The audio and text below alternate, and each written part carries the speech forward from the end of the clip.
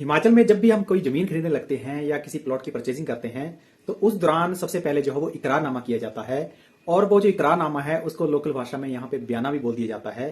तो उस बयाने को जो है वो किस तरह से किया जाता है और उसके बाद में बयाना करने के बाद क्या टर्म्स कंडीशन जो है वो रखनी चाहिए, और जब रजिस्ट्री करवाते हैं तो उस दौरान भी किस तरह की जो है सावधानियां हैं उनका ख्याल रखना चाहिए। तो देखिए ऐसा है कि ये सब चीजें जो है वो किसी भी प्लॉट को लेने के लिए बहुत एक जिम्मेदारी वाला काम होता है। तो इसके ऊपर थोड़ा सा आज प्रकाश डालेंगे।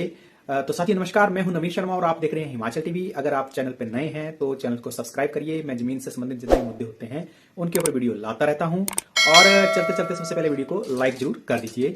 तो देखिए ऐसा है कि जब भी हम किसी प्लॉट की परचेजिंग करते हैं तो जो बयाना होता है तो उसको आप एक एडवांस अमाउंट के तौर के ऊपर जो है रख सकते हैं, और उसमें कुछ टर्म्स एंड कंडीशंस होती हैं जिसको जो है वो आपने पहले ही दोनों पार्टी के बीच में जो है वो, या तो जो खरीदार है वो और जिसने जो है वो प्लॉट बेचना है, उन दोनों के बीच में वो इकरारनामा एक साइन होता है।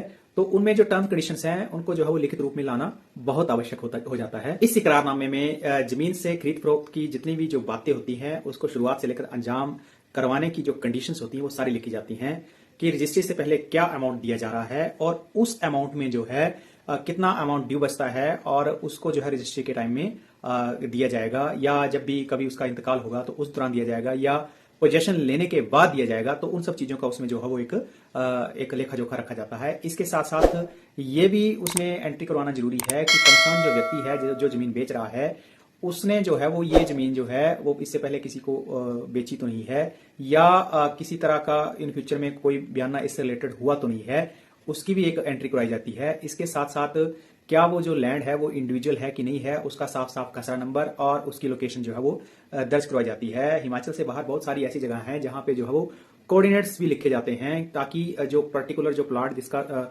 सौदा हो रहा है वो एग्जिस्टिंग भी मौके के दौरान जब कब्जा दिया जाता है तो उस दौरान उसी प्लॉट का जो है वो कब्जा मिलना चाहिए। इसके साथ साथ जो बयाने में विटनेस यूज किए जाते हैं उनका भी खास ख्याल रखना चाहिए। वो विटनेस जो है वो जो है विश्वसनीय लोग होने चाहिए। इसके साथ साथ इस बात को मैं इंक्लूड तो नहीं करना चाहूंगा लीगली, बट इसमें कुछ ऐसी चीजें हैं जैसे जिस एक्चुअल अमाउंट में आपका सौदा हो रहा है उसकी जो है वो एक्चुअल वैल्यू आपने उस इकरारनामे में लिखवानी है। ऐसा नहीं है, कई बार जो है वो लोग अस्टाम का खर्चा बचाने के चक्कर में रजिस्ट्री के टाइम जो है जो कम अमाउंट में रजिस्ट्री करते हैं, तो जो एक्चुअल जो सौदा हो रहा है वही आपने जो वैल्यू है वो उस इकरारनामे बयाने में आपने लिखवानी है। इसके साथ साथ जिन चेक से या जिस भी ऑनलाइन ट्रांजैक्शन से अगर अगर आप पेमेंट कर रहे हैं तो उनका चेक नंबर आपने उसमें नोट करवाना है, और अगर आप कैश पेमेंट दे रहे हैं तो उसकी भी जो है वो विटनेस जो है पर्टिकुलर रखनी है आपने। क्योंकि ये सब फाइनेंशियल मैटर्स हैं, कल को इसमें अगर कोई तब्दीली हो जाए तो बाद में दिक्कत आती है।